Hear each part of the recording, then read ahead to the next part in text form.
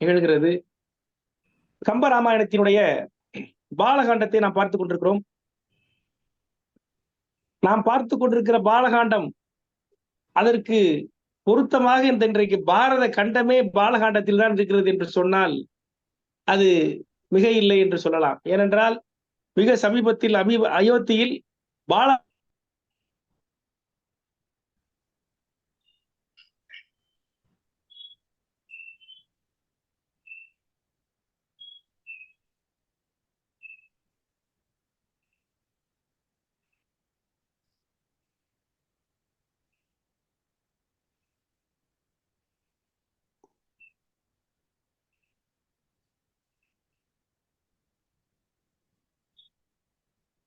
இந்த அயோத்தி என்கிற அந்த நாட்டினுடைய ஆற்று வளம், நாட்டு வளம், நகர வளம், அந்த அயோத்தி மன்னனுடைய சிறப்பு இயல்புகள் ஆகியவற்றை சென்ற நிகழ்ச்சியிலே பார்த்தோம். உயிர்கள் அனைத்தும் ஓம்புகின்ற ஒரு உடம்பை போன்ற தசரதன் இருந்தான் என்று நாம் முடித்தோம். கம்பர் அருமையாக பாடியிருக்கிறார். இந்த உயிரை காப்பாற்றுவதற்கு இந்த உடம்பு எவ்வளவு பாடுபடுகிறது என்று நாம் நினைத்து பார்க்கிற பொழுது அந்த உடம்பினுடைய அந்த முக்கியத்துவம் என்பது நமக்கு தெரியும். ஃபிளைட் அண்ட் ஃப்ரைட் என்று சொல்லுவார்கள். திடீர்னு ஒரு தூசி ஒண்ணு அடிக்கும் போது டப்புன்னு கண்ணு மூடிக்கிறோம். நமக்கு நம்ம உடம்பு இந்த உயிரை எப்படியாவது காப்பாற்றிக் கொள்ள வேண்டும் என்று துடிக்கும். நான் மருத்துவத்துறையில இருக்கிறவன். நிறைய மருத்துவர்கள் சொல்கிறார்கள், இன்றைக்கு கொரோனா கூட வந்தது, இந்த கிருமிகள் உள்ளே நுழைகிற பொழுது மருத்துவருடைய மருந்து அந்த கிருமிகளை கொல்லுவதில்லை. நம் உடம்பினுடைய எதிர்ப்பு சக்தி தான் அந்த கிருமிகளை கொன்று இந்த உயிரை காப்பாற்றுகிறது. அப்படி உயிர்களை ஓம்புவதாக இந்த உடம்பு இருக்கிறது. அப்படி ஒரு உயிரை ஓம்புகிற உடம்பை நாம் பெற்றிருக்கிறோம். ஆனால் இந்த உலக உயிர்கள், அயோத்தி மக்களுடைய உயிர், அனைத்து உயிர்களையும் ஓம்புகிற ஒரே உடலாக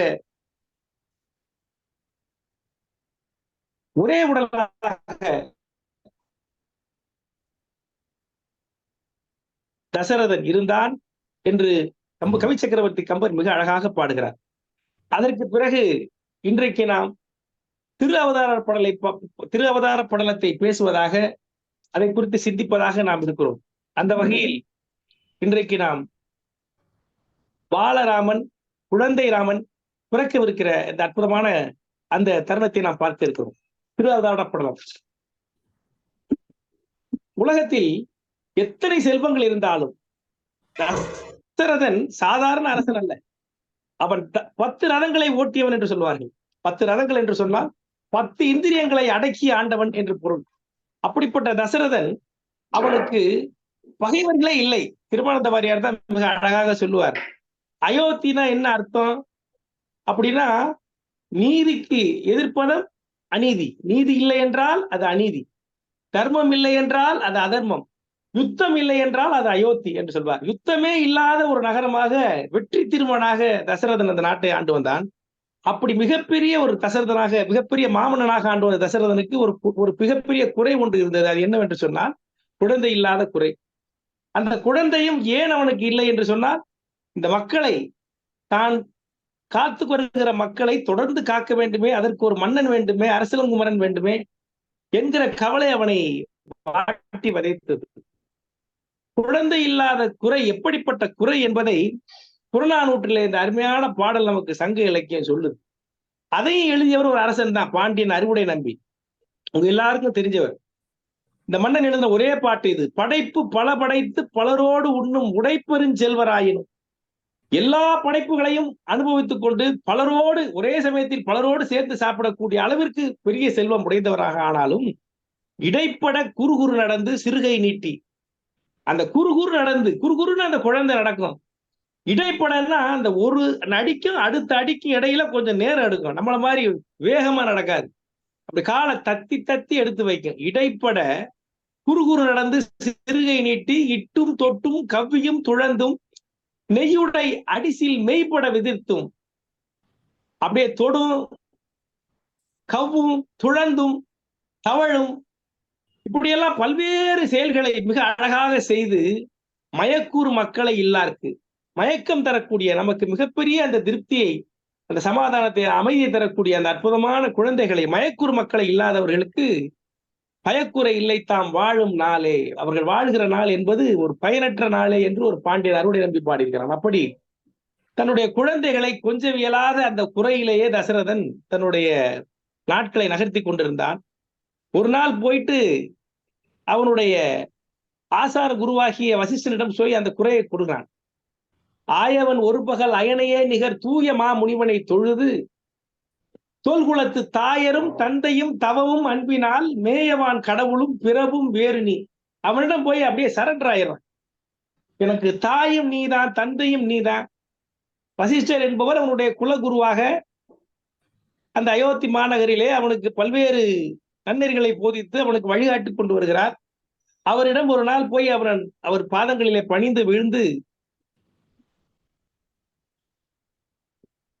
அதாவது இரவை வெளுக்கின்ற அந்த பகலை போன்ற அந்த தூய முனிவன், அந்த வசிஷ்ட முனிவன், அவனை போய் தொழுது, என்னுடைய தாய் போன்றவன் நீ, தந்தை போன்றவன் நீ, கடவுள் போன்றவன் நீ, வேறு என்னென்ன இருக்கிறதோ அத்தனையும் நீதான், என்னுடைய குறையை நீ தீர்த்து தருவாயாக என்று அவனிடம் பேசுகிறான். அவனுடைய குறை என்ன? 60,000 ஆண்டு மாண்டூர உருவகை ஒடுக்கி உலகை ஓம்பினேன், எந்த குறையும் எனக்கு இல்லை, எனக்கு பிறகு இந்த வையம் மறுகுறும் என்ற ஒரு மயக்கம் மறுக்கம் எனக்கு இருக்கிறது என்று சொல்லுகிறான். நான் இந்த உலகத்தை 60,000 ஆண்டு மிக சிறப்பாக ஆட்சி புரிந்து விட்டேன். எனக்கு பின்னால் இந்த உலகம் ஏதாவது சிக்கலில் சிக்கிக்கொள்ள நேரிடுமோ என்கிற கவலைதான் எனக்கு வந்திருக்கிறது என்று அவனிடம் சொல்லுகிறான். அதை எவ்வளவு அழகாக சொல்கிறான். தனக்கு குழந்தை இல்லை என்று சொல்லாமல் இந்த உலகத்தை ஓம்புவதற்காக அந்த குழந்தை வேண்டும் என்கிற அவனுடைய உள்ள கிடக்கையை எவ்வளவு அழகாக சொல்லுகிறான். அருந்தவ முனிவரும் அந்த நாளரும் வருந்துதலின்றியே வாழ்வின் வைகினார், இருந்துயர் உழக்கினர் என் பின் என்பது ஓர் அருந்துயர் வருத்தும் என் அகத்தை என்றார். எனக்கு ஒரு பெரிய உள்ளத்துக்கு கவலை இருக்கிறது. என்ன என்று சொன்னால், இவ்வளவு நாள் நான் அந்தணர்களை, உங்களை போன்ற அந்தணர்களை மிக அழகாக ஓம்பி வந்தேன், பாதுகாத்து வந்தேன், உங்களுக்கு வேண்டியவற்றை செய்து உங்களை போற்றி வந்தேன். இதற்கு எனக்கு பின்னால் உங்களை அந்த தவத்தை, அந்த பணியை செய்வதற்கு யாரும் இல்லையே என்று சொல்கிறார். இது எவ்வளவு ஒரு நுணுக்கம் பாருங்க. கம்பர் ஒருத்தர்கிட்ட போய் ஒரு வேண்டுகோள் வைக்கிற பொழுது, தனக்கு என்ன பலன் என்பதை சொல்லி கேட்பதை காட்டிலும், எனக்கு நீ இதனை அருளினால் உனக்கு என்ன பயன், உன்னை சேர்ந்தவர்களுக்கு என்ன பயன் என்பதையும் தொட்டு காட்டுவது போல அந்த சொல்வன்மையை, அந்த அறிவு கூர்மையை, தசரதனுடைய அந்த அறிவு கூர்மையை வெளிப்படுத்துவது போல இந்த பாடல் இருக்கிறது. மக்களை காப்பதற்கு என்று முதல் பகுதியில் சொன்னான். இரண்டாவது பகுதியில் என்ன சொல்றான்னா, உங்களை போன்ற அந்தணர்களை நான் ஒரு குறை இல்லாமல் காத்து வந்தேன். அதே பணி, அதே கடமை, அதே தொன்று தொடர வேண்டும் என்று சொன்னால் எனக்கு பின்னால் ஒரு குழந்தை வேண்டாமா என்கிற ஒரு கவலை என் அகத்தை வருத்துகிறது என்று அவன் சொல்லுகிறான். இப்படி அவர் சொல்லுகிற பொழுது வசிஷ்ட மாமுனிக்கு அவர் பிளாஷ்பேக்கு போயிடுறார். தேவலோகத்தில் நடந்த ஒரு நிகழ்ச்சி அவருடைய நினைவுக்கு வருகிறது. ஏன்னா வசிஷ்ட மாமுனி என்பவருக்கு தேவலோகத்துக்கு போயிட்டு வந்தவர். அவருடைய கதை என்பது பெரிய கதை, அதை பின்னால் நாம் பார்ப்போம். வசிஷ்ட மாமுனி, விஸ்வாமித்திரர் இவர்களெல்லாம் மிகப்பெரிய ராஜ ரிஷிகள். இவர்களுக்கெல்லாம் மிகப்பெரிய ஒரு வரலாறு உண்டு. அவற்றை நாம் பின்னால் பார்ப்போம். ஆனால் அந்த அப்படிப்பட்ட வசிஷ்ட மகரிஷிக்கு தேவலோகத்தினுடைய நிகழ்ச்சிகளை அறியக்கூடியவர், தேவர்களுக்கு குருவாக இருந்த வசிஷ்ட மகரிஷி ஒரு காலத்தில் தேவலோகத்தில் நடந்த ஒரு நிகழ்ச்சியை நினைத்து பார்க்கிறார். என்னன்னா, இந்த அமரர்கள், அந்த அரக்கர்கள் இருக்கிறார்கள் பாருங்கள், அந்த அரக்கர்களுக்கும் தேவர்களுக்கும் எப்ப பார்த்தாலும் சண்டை. இப்ப நம்ம நாட்டில் இருக்கக்கூடிய ஒரு கட்சிக்கு இன்னொரு கட்சிக்கு எப்பவுமே சண்டை வர்ற மாதிரி. இப்ப என்ன, ஒரு கட்சியிலே 2 கட்சி வந்துருது, அது வேற பிரச்சனை. ஆனா அந்த பெரும்பாலும் பாத்தீங்கன்னா இப்ப அமெரிக்கா மாதிரி நாடுகள்ல எல்லாம் 2 கட்சி, எதிர் கட்சிகள் இருக்குதான் இருக்கும், தேவர்கள் அசுரர்கள் மாதிரி. அதுல பெரிய கொடுமை என்னன்னா, ஒரு கணத்துல ஒரு 5 ஆண்டுகள்ல தேவர்களாக இருப்பவர்கள் அடுத்த 5 ஆண்டுகள் அரக்கர்களாக மாறி விடுவார்கள் மக்களுடைய மனப்பான்மையில். அது ஒரு கொடுமை. ஆனால் தேவர்களுக்கும் அசுரர்களுக்கும் எப்பொழுதுமே சண்டை வந்து கொண்டிருக்கும். தேவர்கள் அசுரர்களை அடக்கி நிற்பார்கள் அவர்களுடைய அறிவு கூர்மையால், தவ வலிமையால்.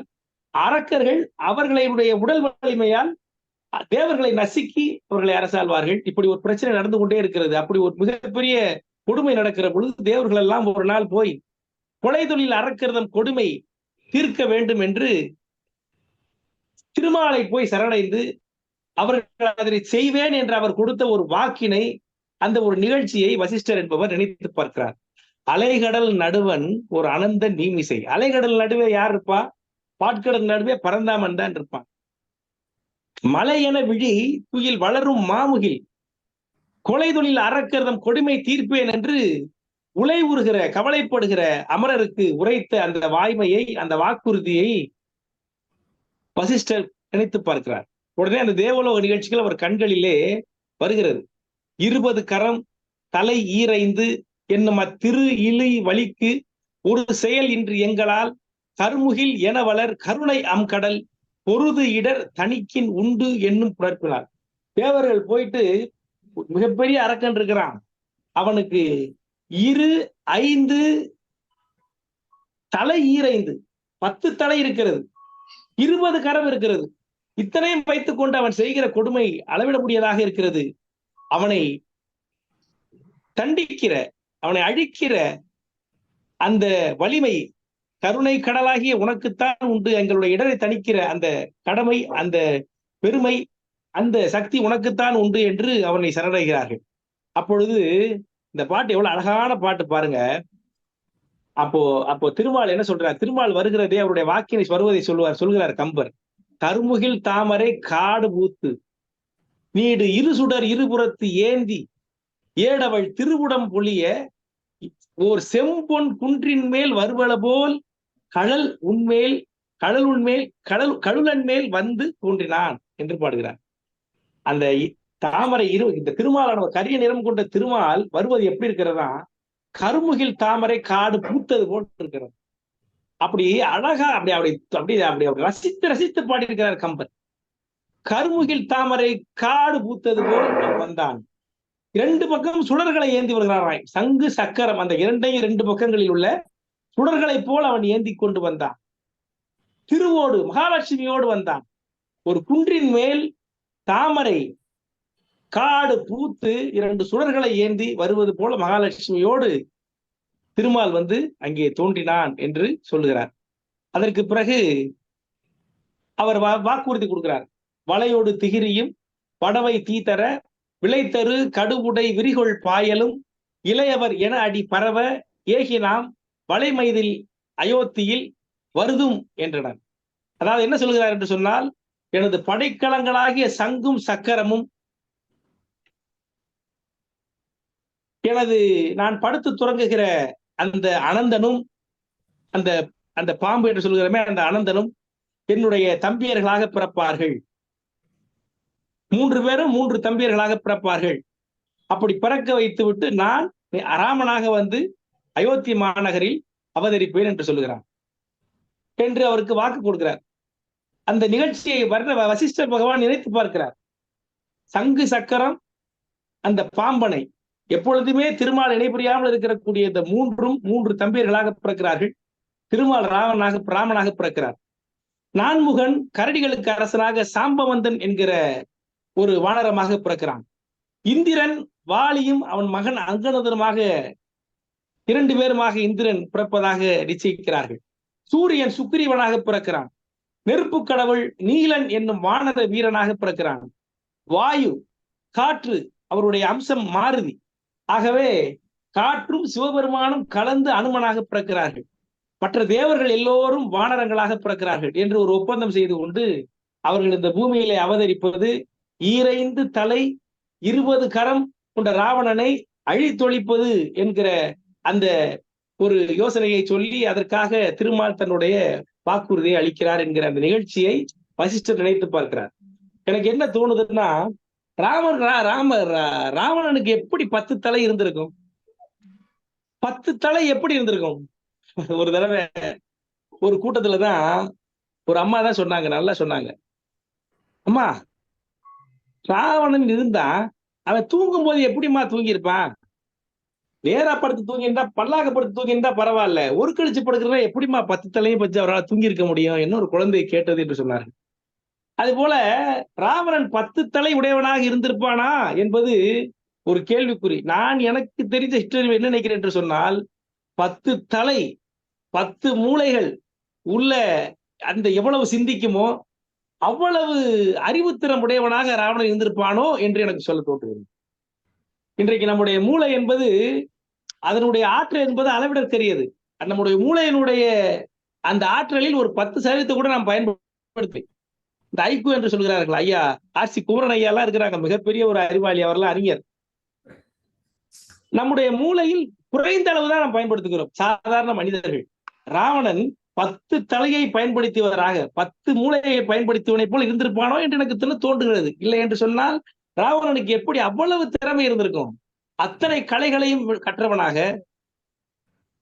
இசையில் வல்லவனாக, சிவபெருமானையே தன்னுடைய இசையால் மயக்கக்கூடிய வல்லமை பெற்றவனாக ஒரு மனிதன் இருந்திருப்பான் என்று சொன்னால் அவனுடைய அறிவு கூர்மை என்பது அப்படிப்பட்டதாக இருந்திருக்குமோ என்கிற ஒரு எண்ணம் நமக்கு தோன்றுகிறது. தலை ஈரைந்தும் 20 கரமும் உடைய அந்த ராவண அரசன், அந்த அரக்கர் அரசன் ராவணனை வெல்ல வேண்டும் என்பதற்காக ஒரு திட்டம் தீட்டப்பட்டு ராமன் திருமால் அன்றைக்கு வாக்கு கொடுக்கிற அந்த நிகழ்ச்சியை வசிஷ்டர் நினைத்து பார்க்கிறார். நினைத்து பார்த்து விட்டு உடனே என்ன சொல்றார்? தன்னை சரணடைந்த அயோத்தி அரசனை பார்த்து, நீ யாகம் செய்தால் உன்னுடைய குறை தீரும் என்று அவன் சொல்றார். உடனே யாகம் நீங்களே செய்யுங்களே அப்படிங்கிறார். அப்படி செய்கிற பொழுது இந்த வேலையை இவர் செய்தால்தான் உண்டு என்கிற அந்த முறை என்கிற போது உடனே வசிஷ்டர் சொல்கிறார், கலைக்கோட்டு முனிவன் என்கிற ஒரு மிகப்பெரிய முனிவர் இருக்கிறார். அந்த முனிவர் செய்தால் புத்திர காமேஷ்டி யாகம் என்று சொல்லக்கூடிய அந்த யாகத்தை செய்தால் உனக்கு குழந்தை பெறுவதற்கான வாய்ப்பு இருக்கிறது என்று அவர் அருளி செய்ய, உடனே கலைக்கோட்டு முனிவன் யார் என்று தசரதன் கேட்கிறான். அவனுடைய வரலாற்றை தசரதன் நம்ம வசிஷ்டர் தசரதன் சொல்றார். முத்தானபாதன் அப்படின்னு ஒரு அரசன், அவனுக்கு உரோமபதன் அப்படின்னு ஒரு அரசன். இவர்கள் ஒரு நாட்டை ஆண்டு கொண்டு வருகிறார்கள். அந்த நாட்டுல ரொம்ப நாளா மழையே இல்லை. வேகங்களை பார்த்தே பல காலங்கள் ஆகிவிட்டது. அந்த மக்கள் வறுமைனா வறுமை, வறட்சினா வறட்சி, பஞ்சம்னா பஞ்சம், அப்படிப்பட்ட பஞ்சம். இந்த பஞ்சத்தை தீர்ப்பதற்கு என்ன வழி என்று அவர்கள் கலங்கி நிற்கிற பொழுது அப்ப சொல்லுகிறார்கள், கலைக்கோட்டு முனிவன் அப்படின்னு இருக்கிறாரு, அவர் உன் நாட்டில் காலடி எடுத்து வைத்தால் இந்த நாட்டிலே மழை பொழியும் என்று அந்த நாட்டில் உள்ள பெரியவர்கள் சொல்ல, அவன் போய் கலைக்கோட்டு முனிவன், அந்த உரோமபதன் என்கிற அரசன் கலைக்கோட்டு முனிவனை வேண்டி விரும்பி அழைத்து கொண்டு வர, அவன் காலடி வைத்த உடனே அந்த ஊரானது மழை எக்கச்சக்கமாக பொழிந்து அந்த ஊர் வளம் பெற்று திகழ, உடனே என்ன பண்றான் அந்த உரோமபதன் அந்த கலைக்கோட்டு முனிவனை, நீ எங்க நாட்டிலே இருக்கணும் அப்படின்னு வேண்டி விரும்பி கேட்டுக்கொள்கிறான். அவனுக்கு தன்னுடைய பெண்ணாகிய சாந்தை என்கிற ஒரு பெண்ணையும் கட்டி கொடுத்து நீ இங்கேயே இருக்கணும் அப்படின்னு சொல்லி கேட்டுக்கிறார். அந்த கலைக்கோட்டு முனிவன் என்பவன் அந்த நாட்டிலே இருக்கிறார். அந்த நாட்டுல கலைக்கோட்டு முனிவன் இருக்கிறார் என்று வசிஷ்டர் அந்த கலைக்கோட்டு முனிவனுடைய வரலாறை சொல்றார். அப்படிப்பட்ட மிகப்பெரிய ஒரு புண்ணிய முனிவன் அவன். அவன் வந்தால் நடக்காததெல்லாம் நடக்கும்.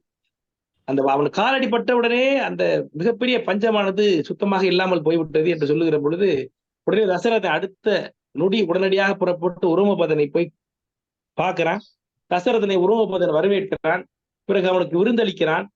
விருந்தளிச்சுட்டு என்ன பிரச்சனைன்னு கேட்கிறான். அப்ப தசரதன் சொல்றான், கலைக்கோட்டு முனிவன் எங்க நாட்டுக்கு வரணும். எப்படி உன் நாட்டுக்கு உன்னுடைய சிக்கலை தீர்த்தாலும் அது போல் என் நாட்டுக்கு என்னுடைய பிரச்சனையை தீர்க்க வேண்டும் என்று வேண்டுகோளை வைக்கிறான். உடனே கவலைப்படாதீங்க, நான் போய் அவரை கூட்டு வரேன் அப்படின்னு சொல்லிட்டு உரோமபதன் போய் கலைக்கோட்டு முனிவனுடன் போய் அந்த நீங்க உங்கள்கிட்ட ஒரு வரம் கேட்கிறேன் அப்படின்னு கேட்கிறார். என்ன வரம் என்று சொல்கிறார். நீங்க அயோத்திக்கு தசரதராஜனுடைய அவனுடைய பிரச்சனையை தீர்க்க வேண்டும் என்று சொல்கிறார். உடனே மாமனா வேற போயிட்டாரு, பொண்ணை வேற கட்டி கொடுத்திருக்காரு இல்லையா. கலைக்கோட்டு முனிவன் உடனடியாக புறப்பட்டு அயோத்திக்கு வருகிறான். அயோத்தியில் தசரதன் முனிவரை வரவேற்கிறான். பிறகு கலைக்கோட்டு முனி என்னை அழைத்ததற்கான காரணம் என்ன அரசா என்று கேட்கிறான். பிறகு அயோத்தி மன்னன் தசரதன் சொல்லுகிறான், எனக்கு குழந்தை இல்லை, எனக்கு பிறகு இந்த நாட்டை தர்ம பரிபாலனம் செய்வதற்கு ராஜகுமாரன் எனக்கு இல்லை என்கிற கவலை இருக்கிறது. 60,000 ஆண்டுகள் நான் உருபகை ஒழித்து அரசாடி விட்டேன், ஆனாலும் எனக்கு குறை இருக்கிறது என்று சொல்லுகிற பொழுது பிறகு வசிஷ்டர் எல்லாரும் சேர்ந்து சரி யாகம் செய்வது என்று அவர்கள் முடிவு செய்கிறார்கள். தசரதன் சொல்லுகிறான், உழப்புயில் பல்லாண்டெல்லாம் முருகன் இன்றியே தலம் பொறை ஆற்றினன் தனையன் வந்தலர் அளப்பு நீர் உடுத்த பார் அளிக்கும் மைந்தரை நலப்புகள் பெற இனி நல்க வேண்டுமான் என்று சொல்கிறான். இந்த பாறை நான் தொடர்ந்து வழி நடத்துவதற்கு எனக்கு ஒரு குழந்தைகளை நீங்கள் கொடுக்க வேண்டும் என்று கலைக்கோட்டு முனிவரிடம் தசரதன் வேண்டுகோள் வைக்கிறான். வச்ச உடனே தசரதனுடைய வேள்விச்சாலையில் கலைக்கோட்டு முனிவன் செல்கிறான். சென்று 6 திங்கள் 12 மாதங்கள் அவர்கள் யாகம் புரிகிறார்கள். இன்னைக்கெல்லாம் நம்ம கோயில் கும்பாபிஷேகம் பண்ணா ஒரு 3 நாள் 4 நாள் 1 வாரம் அப்படியெல்லாம் யாகம் பண்றார்கள். அன்றைக்கு இந்த குழந்தை பெறுவதற்காக அந்த யாகம் 12 மாதங்கள் அந்த கலைக்கோட்டு முனிவன் அங்கே பண்ணியிருக்கிறான். அந்த 12 மாதங்கள் 12 திங்கள் அவர்கள் யாகம் செய்து புத்திரகாம யாகம் புத்திரகாமேஷ்டி யாகம் என்று சொல்கிறார்கள். புத்திரகாம யாகம் அவர் செய்கிறார். அப்படி செய்கிற பொழுது 12 மாதங்கள் கழித்து ஒரு நாள் ஒரு பூதமானது, ஒரு பூதம், அந்த அக்கினி ஜுவாலையில் இருந்து ஒரு பூதம் கையிலே ஒரு சதை பிண்டத்தோடு எழுகிறது. சதை பிண்டம்னா சுதை பிண்டம். சுதை பிண்டம்னா நம்ம ஒரு பாயசம் மாதிரி, ஒரு பிரசாதம் மாதிரி, ஒரு பாத்திரத்தில் ஏந்தி கொண்டு ஒரு பூதமானது அதிலிருந்து எழுகிறது. எழுந்து கலைக்கோட்டு முனிவன் கையில கொடுத்துட்டு அது போயிடுது. அது போன உடனே கலைக்கோட்டு முனிவன் அதை அப்படியே வாங்கி அயோத்தி மன்னன் கொடுத்துட்டு, நீ இதை உன்னுடைய மனைவிகளுக்கு முறைப்படி கொடுப்பாயாக என்று சொல்கிறான். முறைப்படி கொடுப்பாயாக என்று சொல்கிறான். அயோத்தி மன்னனைத்தான் அது வரைக்கும் பார்த்தோம். அயோத்தி மன்னனுக்கு 3 மனைவிகள். 3 மனைவிகள் நமக்கு ராமாயணத்தில் கம்பர் புலப்படுத்துகிற மனைவிகள் 3 பேர். கோசலை, கைகேயி, சுமத்திரை என்று உங்கள் அனைவருக்கும் தெரியும். கோசலை முறைப்படி என்று மலைக்கோட்டு முனிவன் சொன்னதுனால கோசலையின் கையில அந்த பாத்திரத்தை கொடுக்கிறான். அவள் அதில பாதி, அந்த பாத்திரத்தில் உள்ள பிண்டத்தில் பாதியை கோசலைக்கு கொடுக்கிறான்.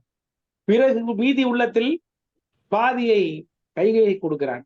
மீதி உள்ளதை அந்த சுமத்திரைக்கு கொடுக்கிறான். அப்படி கொடுக்கிற பொழுது அந்த தட்டுல சிந்தி கிடக்கிற அந்த பகுதி, அது கொடுத்தது போக மீதி இருக்கிற பகுதி அத்தனையும் உருட்டி ஒரு பகுதியாக கையில் இருக்கிறது. அதை மீண்டும் சுமத்திரைக்கு தசரதன் கொடுக்கிறான். ஏன் தசரதனுக்கு 2 தடவை கொடுத்தேன் அப்படின்னு நம்ம யோசிச்சு பார்த்தோம்னா, நம்ம சிற்றறிவுக்கு தான் 2 காரணம் சொல்லலாம். ஒண்ணு, சுமத்திரை 3ஆவதா கல்யாணம் பண்ணவள், அவள் கொஞ்சம் இளமையாக இருக்கலாம், அது ஒரு காரணமாகவும் இருக்கலாம். இன்னொரு காரணம் என்னவென்று சொன்னால், 2 குழந்தைகளை பெறுகிற அளவிற்கு ஓரளவு இளமையோடு இருப்பவளாக அவள் இருக்கக்கூடிய வாய்ப்பு இருக்கு. கோசலைக்கு ரொம்ப வயசா இருக்க வாய்ப்பு இருக்கு. அவளுக்கு 2வது குழந்தை பெறுவதற்கு பிரச்சனை வந்துச்சுன்னா என்ன நினைச்சு கூட அவன் கொடுத்திருக்கலாம். கைகைக்கு முதலில் கோசலைக்கு அந்த அந்த பாயாசம், அந்த பிரசாதத்தில் ஒரு பகுதியையும், மீதி உள்ள பகுதியில் ஒரு பகுதியை கைகைக்கும், மீதி உள்ள பகுதியை சுமத்திரைக்கும் கொடுத்து சிந்திய பருக்கைகளை அள்ளி அதனையும் ஒரு திரட்டி கொண்டு வந்து சுமத்திரைக்கு கொடுத்தான் என்று அங்கே கம்பர் அழகாக எழுதியிருக்கிறார். அத்தனைக்கும் பாட்டு இருக்கு. அத்தனை பாட்டையும் நம்ம பார்த்தா நான் சொன்ன மாதிரி 4000. முக்கியமான மட்டும் நம்ம செய்வோம். மனைவியார்கள் அவர்கள் வயாக்கொள்ளுதல் அப்படின்னா அவர்கள் கர்ப்பமடைகிறார்கள். திருவையர் மூவரும் சிறிது நாள் செலியி மருவிய வயாவோடு வருத்தம் தூய்து அவர் பொறுவரு திருமுகம் அன்றி பொற்பு நீடு உருவமும் மதியமோடு ஒப்ப தோன்றினார். என்ன சொல்றாரு? தெருவையர் மூவரும். தெருவையர்னா ரொம்ப இளமையான மக்கள் இல்ல, பேதை, பெரும்பை, மங்கை, மடந்தை, அறிவை, தெருவை, பேரிளம்பன் என்று சொல்லக்கூடிய பெண்களுடைய அந்த பருவத்தில் தெரிவைங்கிறது அறிவை, தெரிவை, பேரிளம்பெண். பேரிளம்பெண்ணுக்கு கொஞ்சம் முன்னாடி உள்ளது, வயசாயிடுது. அந்த மாதிரி அந்த நிலைமையில் நடுத்தர வயதுடைய பெண்களாகி அவர்கள் 3 பேரும் கொஞ்ச நாள் போனதுக்கு அப்புறம், இந்த பாயசம், இந்த பிரசாதத்தை அருந்திய கொஞ்ச நாள் போனதுக்கு அப்புறம் வருத்தம் துய்த்து, பிரசவங்கிறது அது இருக்கிற செய்தி அல்ல, அது பல்வேறு சிரமங்களை, துன்பங்களை, உடல் துன்பங்களை அவர்கள் கடக்க வேண்டியிருக்கிறது ஒவ்வொரு பெண்ணும். அந்த மாதிரி அவர்கள் வருத்தம் துய்த்து திருமுகம் அன்றி பொற்பு நீடி உருவமும் மதியமோடு ஒப்பு தோன்றார். அவர்களுடைய முகமானது, முகம் மட்டுமல்ல, அவர்களுடைய உருவமும் ஒரு பூரண சந்திரனை போல பொலிபெற அவர்கள் விளங்கினார்கள் என்று அந்த கம்பர் அழகாக எழுதுகிறார். அந்த குழந்தைகள் அந்த பெண்கள், அந்த 3 பேரும், அந்த பட்டத்தரசிகள் 3 பேரும் கற்பம் அடைந்த அந்த நிகழ்ச்சியை, அந்த கணத்தை அழகாக அவர் பெறுகிறார். பிறகுதான் என்ன நடக்கிறது? கோசலை ராமனை பெறுகிறார். ஒரு பகல் உலகலாம் உதரத்து உள் பொதிந்து அருமறைக்கு உணர்வு அரும் அவனை அஞ்சன கருமுகில் கொழுந்தியலில் காட்டும் சோதியை திருவுற பயந்தனல் திறம்கொள் கோசலை. அதாவது ராமனை பாடுகிற பொழுதெல்லாம் கம்பர் ஒரு புலகாங்கிதம் அடைந்து போய் போடுகிறார். ஒரு பகல் உலகலாம் உதரத்து உள்புது. அதாவது இது ஒரு உலகத்துக்கெல்லாம் வெளிச்சம் தரக்கூடிய ஒரு சூரியனை வைத்துக்கொண்டு அருமறைக்கு உணர்வோரும் அவனை. இதுல என்ன சிக்க? இதுல ஒரு பெரிய அருமை சுவையான ஒரு செய்தின்னா, இப்போ ராமன் நமக்கு தெரியும் முதல்ல, அதனால அவனை தான் எழுதுறாரு கம்பன், ராமனை என்று எழுதவில்லை, அவனை தான் எழுதுறாரு. அது குழந்தை தான், அது குழந்தை ஒரு பருவத்தை பிறகுது, அவ்வளவுதான். அந்த குழந்தை எப்படிப்பட்ட குழந்தை? ஒரு பகல் உலகலாம் உதரத்து உள்பொதிந்து அருமறைக்கு உணர்வரும் அவனை, அருமறையாலும் உணர முடியாத கருமுகில் கொழுந்தெழில் காட்டும் சோதியை திருவுர பயந்தரன் திறம்கொள் கோசலை. அவள் எப்படிப்பட்ட யாரை பெற்றாள் என்றால் பாரதிதாசன் பாரதியார் தான் கவியரது கவி பேரரசு சொன்னாரு. பாரதியார் நெருப்பை சுமந்த கருப்பை என்று சொன்னார். அப்படி ஆகச்சிறந்த ஆளுமைகளை பிறந்த தாய்மார்களை பாராட்டுவது வழக்கம். அது போல இந்த இடத்துல நம்ம கம்பர் வந்து கோசலையை சிறப்பிக்கிறார். எல்லா உலகங்களையும் தனது வயிற்றிலே அடக்கி. ரொம்ப அருமையான. அதாவது பிரளயம் ஏற்படுகிற பொழுது, மிகப்பெரிய பிரளயம் நடக்குது. இப்ப நம்ம சுனாமி வந்தோடனே கடற்கரை ஓரமா இருக்கிற பல பகுதிகள் காணாமல் போய்விட்டன. இந்த உலகமே இப்ப நமக்கு ஆழி பேரலை என்று சொல்கிறோம். அப்புறம் நம்ம கடல் கோள் என்று சொல்கிறோம். இன்றைக்கு தமிழ்நாட்டினுடைய பல பகுதிகள், பழந்தமிழ்நாட்டின் பல பகுதிகள் கடல் கொண்டு விட்டன என்று சொல்கிறோம். அதுபோல ஒரு மிகப்பெரிய கடல் கோள் வருகிற பொழுது, உலகத்தை அழித்து வருகிற அந்த மாதிரி கடற்கோள் வருகிற பொழுது, அந்த உலகத்தை அப்படியே தன்னுடைய வயிற்றுக்குள்ள அடக்கிட்டு அந்த கடலின் மேல் ஒரு ஆளிலை மேல, கடல் மேல மிதக்கிற ஒரு ஆளிலே ஒரு குழந்தையை போல் படுத்து கிடந்தானாம் பரந்தாமன். அப்படி இந்த உலகத்தை காப்பாற்றியவன் பரந்தாமன் திருமால். அப்படி இந்த உலகத்தை தன் வயிற்றுக்குள்ளே அடக்கிய திருமாலை தன் வயிற்றுக்குள் வைத்திருந்தால் கோசலை. அதை நினைச்சு பாக்குறாரு. அதாவது அந்த குழந்தை பிறக்குது, வெறுமனே பாடிட்டு போயிருக்கலாம். அப்ப அவர் நினைக்கிறாரு, இந்த குழந்தை எப்படிப்பட்ட குழந்தை? இந்த உலகத்தையே தன்னுடைய வயிற்றுக்குள் அடக்கிய குழந்தை. அந்த சிறு குழந்தையா இருக்கும்போது வாயை திறக்கும் போது வாயில மண் இருக்கான்னு காமிக்கும் போது உலகம் தெரிஞ்சதான். அந்த மாதிரி அது பிரளயம் ஏற்படுகிற பொழுது இந்த உலகத்தை தன் வயிற்றுக்குள் அடக்கி கொண்டு கடல் மேல ஒரு ஆளிலை மேல ஒரு குழந்தை போல படுத்து தூங்கி இந்த உலகத்தை காப்பாற்றி ரட்சித்த அப்படிப்பட்ட பரந்தாமனை, திருமாலை அந்த திருமாலை தன்னுடைய வயிற்றுக்குள்ள, அந்த வயிற்றுக்கு நினைக்கிற போது திருமாலுடைய அந்த பெருமை, அந்த திருவிளையாடல் கம்பருக்கு நினைவுக்கு வருகிறது. திருவுர பயந்தால் கோசலை என்று அழகாக அந்த இடத்துல சொல்றாரு. அதான் கம்பருடைய அந்த மிகப்பெரிய ஒரு திறம் என்று சொல்லுகிறேன்.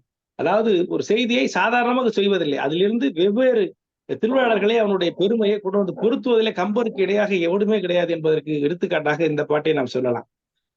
எப்போ பெறுகிறார் என்று சொன்னால், அந்த மிக அழகாக அவர்களுடைய பிறந்த நட்சத்திரத்தையும் அவர்கள் ராசியையும் அழகாக அந்த பாடல்களை புரிந்திருக்கிறார். கோசலை ராமனை புனர்பூசம் கடக ராசியில பெற்றார்.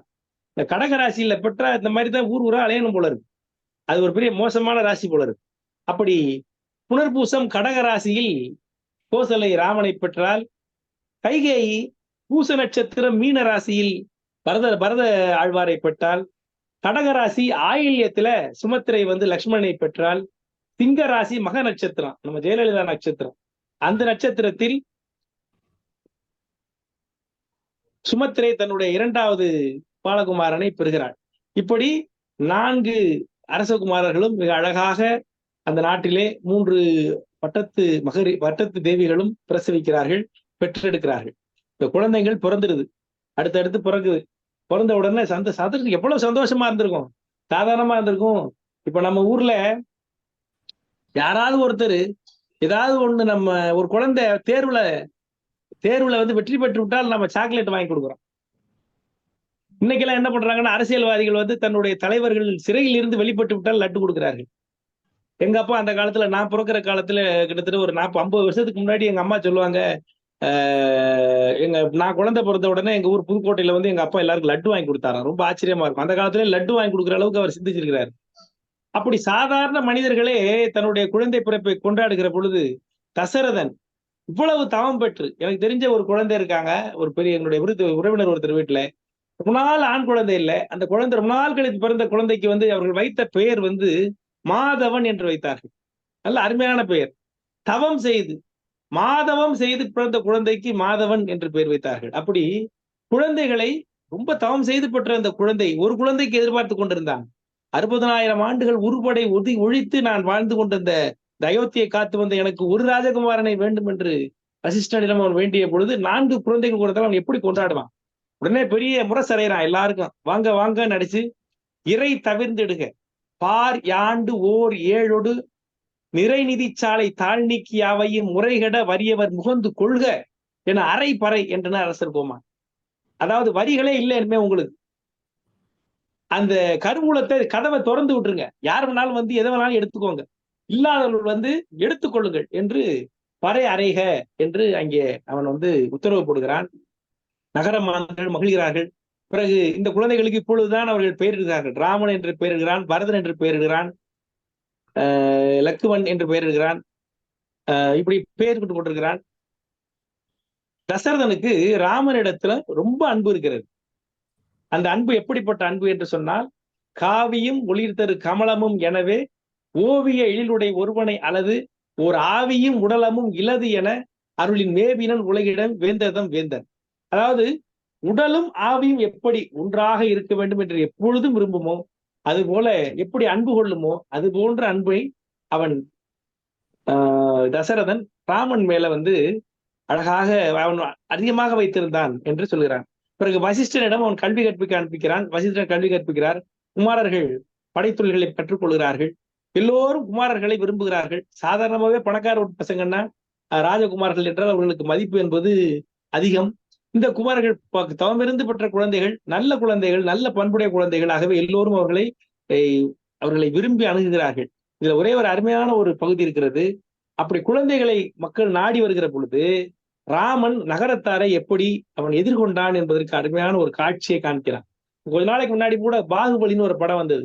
அந்த படத்துல 2 அரசகுமார்கள் இருப்பார்கள். 2 பேரும் ஒரே ஒரு மக்கள் ஒரு குடும்பத்தில் தான் வருவார்கள். ஆனால் ஒருவன் கதாநாயகன், ஒருவன் வில்லன். அப்படி இருக்கிற பொழுது கதாநாயகனை அவர்கள் மக்கள் விரும்புவார்கள். அதற்கான காரணத்தை சொல்கிற போது அந்த கதாநாயகனுடைய பண்பு என்பது எப்படி என்பதற்காக காட்சி அமைச்சிருப்பார்கள். அதெல்லாம் அவர்கள் கம்பனை பார்த்துதான் வைத்திருப்பார்கள் என்று நினைக்கிற அளவிற்கு கம்பன் ராமனுடைய குணநலத்தை அழகாக அந்த பாடல்ல காமிக்கிறார். எதிர்வரும் அவர்களை எமை உடை இறைவன் முதிர்த்தரு கருணையின் முகமலர் ஒளிர எதுவினை இடரில்லை இனிதினும் மனையும் மதிதரு குமரரும் வலியர்கள். எனவே அந்த ராமன் சின்ன குழந்தை. நம்ம ராமனை இப்ப நம்ம பெரியாரா யோசிக்க கூடாது. பச்சிளம் குழந்தை. இப்ப நம்ம அயோத்தியில் பிரதிஷ்டை செய்யப்பட்ட பாலராமன் கையில ஒரு வில்லு மட்டும்தான் வச்சிருக்கிறார். குழந்தை ஒரு 5 வயசு 6 வயசு குழந்தைன்னு நினைக்கணும். அப்படிப்பட்ட குழந்தையை மக்கள் எல்லோரும் அன்பாக பார்க்க வருகிற பொழுது அந்த குழந்தை அவ்வளவு முதிர்ச்சியோட கேட்குமா, என்ன கேட்குமா, கருணையோடு முகமலர் ஒளிர. அந்த கருணையோடு அந்த முகமானது ஒளிர அது கேட்குமா, என்ன வினை, நல்லா இருக்கீங்களா, இடரில்லை உங்கள் காரியங்கள், என்ன வினை, உங்களுடைய காரியங்கள் நல்லபடியா நடக்குதா, இடரில்லை எந்த துன்பமும் இல்லையே, இனிதினும் மனையும் உங்கள் வீட்டில் குழந்தைகள் எல்லோரும் வீட்டில் உள்ளவர்கள் நல்லா இருக்கிறார்களா, மதிதரு குமரரும் வலியர்கள் உங்களுடைய எதிர்பார்ப்பை போல் நல்லவர்களாக வளர்ந்து கொண்டிருக்கிறார்களா, இத்தனையும் அந்த குழந்தை கேட்குமா. அப்ப அந்த குழந்தையினுடைய முதிர்ச்சி, மனமுதிர்ச்சி என்பது எப்படிப்பட்டது என்பதை ராமன் மற்ற ராஜகுமாரர்கள் காட்டும் எப்படி அவன் உயர்ந்தவன் என்பதை இந்த ஒரு பாடல்ல கம்பர் அழகாக காட்டுகிறார். கிருபானந்த வாரியார் தான் ஒரு கூட்டத்துல சொன்னார். அதாவது மகனுக்கும் மைந்தனுக்கும் வித்தியாசம் இருக்கான். மகன்னா தன்னுடைய தாய் தந்தைக்கு மட்டும்தான் பண்ணுவான், அடுத்த தாய் தந்தைக்கு பண்ண மாட்டான். மைந்தன் என்பவன் தன்னுடைய தாய் தந்தை மட்டுமல்லாமல் உற்றார் சுற்றம் உறவு அத்தனையும் ஓம்புவான் மைந்தன். எல்லோருடைய அன்பும் பெற்றவன் மைந்தன், எல்லோரிடமும் அதே அன்பை கொடுப்பவன் மைந்தன் என்று சொன்னார். அப்போ கருணை மைந்தன் ராமன் என்று சொல்லுவார். அது மாதிரி ராமன் சின்ன வயதிலேயே சிறுபிராயத்திலேயே மக்களை பார்க்கிற பொழுது, நல்லா இருக்கீங்களா, உங்க வீட்டுல இருக்கவங்க எல்லாம் நல்லா இருக்காங்களா, உங்க குழந்தைகள் நீங்க சொன்னதை கேட்கிறாங்களா, உங்க செயல்கள் நல்லபடியா இருக்கா, வேலை எப்படி நல்லா போயிட்டு இருக்கா, பிரச்சனை எல்லாம் போயிட்டு இருக்கா என்று கேட்கிற அளவிற்கு ராமனுடைய முதிர்ச்சி என்பது இருந்தது. இதே மாதிரி ஒரு கட்டம் அந்த ஆரண்ய காண்டத்துல சுக்ரீவன் வருகிற பொழுது வரும். சுக்ரீவன் என்ன பண்ணுவான்னா, வாலியை கொன்னதுக்கு அப்புறம் சுக்ரீவனை நான் போயிட்டு வீட்டுல கொஞ்ச நாள் வீட்டுல போய் இருந்துட்டு வர்றேன் அப்படின்னு சொல்லி அனுப்பிடுவாரு. சில நாள் கழிச்சு வர்றேன்னு சொன்னா வரமாட்டான். உடனே ராமன் என்ன பண்ணுவான், லக்ஷ்மணன் அழைச்சு, இந்த மாதிரி வர்றேன்னு சொன்னவன் வராம போயிட்டான், அவன்கிட்ட போய் சொல்லு, வாலியை கொன்ற அம்பு என்கிட்ட இன்னமும் இருக்குன்னு சொல்லு அவன்கிட்ட போய். அவ்வளவு கோபமா சொல்லுவாரு. வாலியை கொண்ட அம்புல இன்னும் பாதி என்கிட்ட இருக்குன்னு சொல்லு அவன்கிட்ட, வர்றேன்னு சொன்னவன் வராம இருக்கிறான் அப்படின்னு லக்ஷ்மணன் அனுப்புவார். லக்ஷ்மணன் போகும்போது அவனுடைய கோபத்தை பார்த்து முதல்ல தாரை அவனுடைய கோபத்தை தணிப்பாள். அவனை பார்த்து பேசினோடனே தாரையை பார்த்த உடனே லக்ஷ்மணனுடைய கோபம் பூரா கரங்கிடும். உடனே சுக்ரீவனை கூப்பிட்டு வருவான். சுக்ரீவன் இங்க இருந்து வர்றான் ராமனை பார்க்க. ராமனுக்கு எவ்வளவு கோபம் இருக்கணும், அவ்வளவு கோபமுடைய ராமன் ருக்ஷன் வந்தோடனே நம்மளா என்ன பண்ணிருப்பான், என்னடா சொன்னேன், உன்னை அனுப்பிச்சேன், வர்றேன்னு சொன்ன வராம என்னடா பண்ற, நான் என் மனைவியை விட்டுக்கிட்டு இங்க உட்காந்து கவலைப்பட்டு இருக்கேன், நீ உன் மனைவி கிடைச்சோடனே சந்தோஷமா இருக்கியா அப்படின்னு கவலைப்படு கோவப்படணும் இல்லையா. ராமன் என்ன சொல்லுவான், வந்த உடனே ஒரு இடத்த காமிச்சு, இங்க உட்காரு, எப்படி இருக்க, ஊருக்கு போனியா, மக்கள் நன்றாக இருக்கிறார்களா, நாட்டு மக்கள் நன்றாக இருக்கிறார்களா, அவர்களை கவனித்தாயான்னு கேட்பான். அதை கம்பர் எழுதியிருக்காரு அந்த இடத்துல. அந்த மாதிரி ராமனுடைய குணம். எதற்காக ராமனை நாம் கொண்டாடுகிறோம் என்று சொன்னால், ஒவ்வொரு பருவத்திலும் ஒவ்வொரு தருணத்திலும் அன்றளர்ந்த செந்தாமரைன்னு சொல்றாரு இல்லையா? ஒவ்வொரு தருணத்திலும் ராமன் நடந்து கொண்ட செயல்களை பார்க்கிற பொழுது அவன் இங்கு வாழுகிற மனிதர்களுக்கு பல்வேறு பாடங்களை கற்பிப்பவனாக இருக்கிறான். உணர்ச்சி வசப்படுகிற, அத்தனைக்கும் கோவப்படுகிற, நான் தான் சொன்னேன், திருக்குறளில் உள்ள அறக்கருத்துகள் பாத்திரங்களாக உலவுகிற களங்களாகத்தான் ராமாயணம் என்பது இருக்கிறது. அந்த ஒரு குழந்தை பருவத்தில் ராமனுக்கு அப்படிப்பட்ட ஒரு மன முதிர்ச்சி என்பது இருந்தது என்கிறது பார்க்கிற பொழுது, அதனால்தான் ராமனை கதாநாயகனாக கம்பன் கை கொண்டான் என்று நாம் பார்க்கிறோம். இப்படி இந்த ராமனுடைய திரு அவதார படலம் இதனோடு முடிகிறது. நேரம் அதிகமாக ஆகிவிட்டதால் நான் இன்னும் 2 படலம் எடுத்து வச்சிருந்தேன். இருந்தாலும் இந்த படலத்தோடு நாம் முடிப்போம். அந்த வகையில் உலகத்தை காப்பதற்காக அவதாரம் எடுத்த ராமன் தன்னுடைய படைசூழ புடைசூழ நகர மாந்தராக, சாதாரண மாந்தராக, மனிதர்களாக பூமியிலே திரு அவதாரம் செய்கிறான். அந்த பகுதியை அரசனுடைய குறையை வசிஷ்டனுக்கு தசரதன் சொல்ல, வசிஷ்டர் மேலோகத்து நிகழ்ச்சிகளை சிந்திக்க, பிறகு புத்திரகாமேஷ்டி யாகம் செய்ய, அதில் வரக்கூடிய அந்த பிரசாதத்தை மனைவிகள் கொடுத்து அவர்கள் அழகாக குழந்தைகளை பிரசவிக்க, அந்த குழந்தைகள் நல்ல விதத்தில் வளர்ந்து மக்களால் போற்றப்படுகிற, மதிக்கப்படுகிற அந்த நிலையில் வந்திருக்கிறார்கள் என்கிற நிலையோடு இன்றைய உரையை நான் உங்கள் அனைவரின் அனுமதியோடு நிறைவு செய்கிறேன். அனைவருக்கும் நன்றி, வணக்கம். தொடர்ந்து நாம் பார்ப்போம். நன்றி ஐயா. மிகவும்